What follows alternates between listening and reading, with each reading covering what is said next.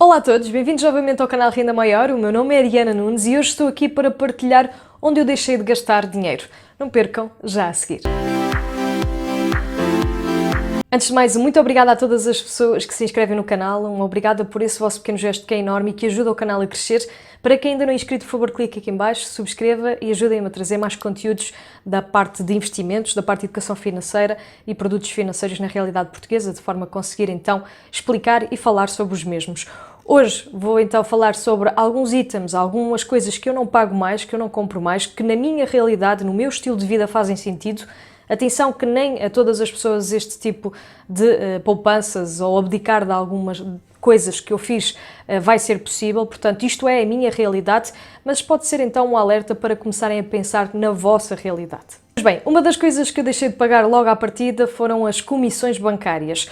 Tudo o que tem a ver com a conta bancária, desde cartão, com as anuidades, comissões de manutenção, inclusive taxas por transferências bancárias, deixaram de fazer sentido a partir do momento em que existem contas nos bancos que oferecem tudo de forma gratuita, como por exemplo o Ativo Banco ou o Banco CTT, entre outros que vocês podem falar e extinguir então todas as comissões relacionadas com a conta. Portanto, se existem bancos em Portugal que vos permite ter uma conta bancária sem qualquer tipo de custo, porquê pagar por essas comissões bancárias? De seguida, outro dos artigos que eu deixei de comprar aqui para casa e que não faz sentido comprar lá fora é água.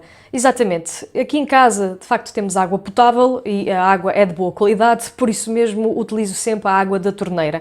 Quando saio e vou até algum local ou ando, digamos assim, a passear ou fazer aqui alguma atividade, levo sempre água numa garrafa de plástico ou numa garrafa de vidro, de forma a não ter que pagar lá por uma garrafa de água, que normalmente é sempre mais caro.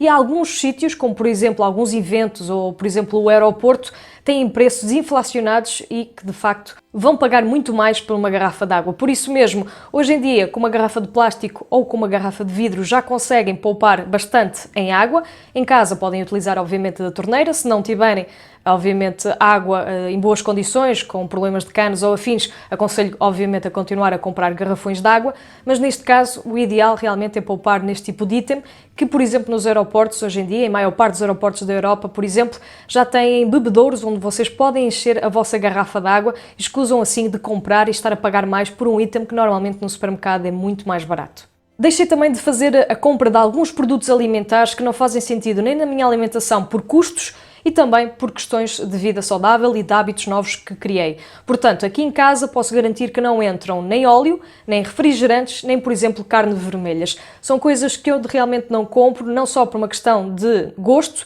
como também de saúde. Por isso mesmo são alguns artigos que estão totalmente eliminados e que aqui em casa não fazem parte da lista de compras. Outra das decisões pessoais que também tomei foi de facto não ter acesso a uma grelha de canais de televisão nem telefone fixo.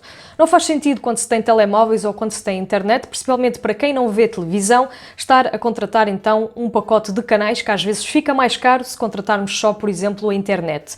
No meu caso, dou preferência à Netflix e por isso mesmo, sempre que quero ver alguma coisa relacionada com a televisão, ou acedo aos canais online, ou então, neste caso, consulto as páginas da internet para me manter informada com todas as notícias do momento. Volto a frisar que isto é a minha realidade. Com certeza que para muitas pessoas é de todo inviável não ter televisão, principalmente por causa dos mais pequenos, mas acima de tudo é importante perceberem que há coisas que podem deixar de comprar ou podem reajustar para poder então ter mais dinheiro no final do mês. Outra das coisas que eu deixei de pagar porque para mim não faz sentido são os portos de envio.